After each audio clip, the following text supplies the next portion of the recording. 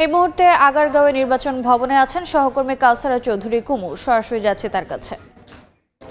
কুমু, দ্বিতীয় দিনের মতো স্থিতিতে রাজনৈতিক দলগুলোর সাথে সংলাপ চলছে। সংলাপ শুরু হয়েছে 10:30টার সময় এবং ইতিমধ্যে 6টি দলের সাথে নির্বাচন কমিশনের বৈঠক চলছে। তারা বিভিন্ন দাবি দেওয়ার তুলে ধরছেন এবং শুরুতেই যেহেতু প্রধান নির্বাচন কমিশনার তিনিও বলেছেন তাদের কাজের অগ্রগতি এবং নির্বাচনের প্রস্তুতি নিয়ে জানিয়েছেন রাজনৈতিক দলগুলোকে। তবে রাজনৈতিক দলগুলোর মধ্যে আমরা মিশ্র প্রতিক্রিয়া শুনতে পেয়েছি। কেউ কেউ বলছেন যে জোটে ভোট করলে যেন নিজ দলের প্রতীকে ভোট না করে যেই দলের সাথে জোট করবে সেই দলের প্রতি কেউ কেউ ভোট করতে চায়। কেউ বলছে যে না ভোটের বিধান রাখা হয়েছে শুধুমাত্র যেই আসনে একজন প্রার্থী থাকবে সেই আসনের বিপরীতে।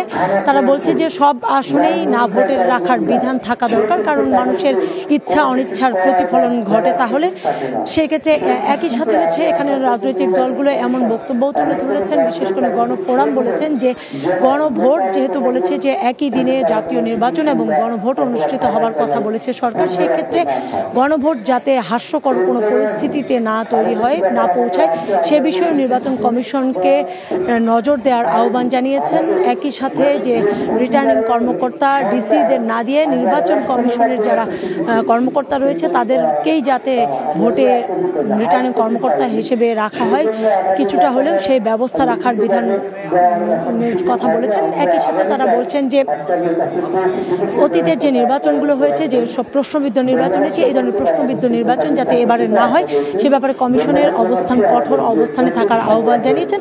যেহেতু এখনও সংলাপ চলছে, কিছুক্ষণের মধ্যে হয়তো শেষ হবে, জানা যাবে যে শেষ বার্তাটা সিএসির কি আসে রাজনৈতিক দলগুলোর কাছে। সরাসরি যুক্ত ছিলাম নির্বাচন ভবনে।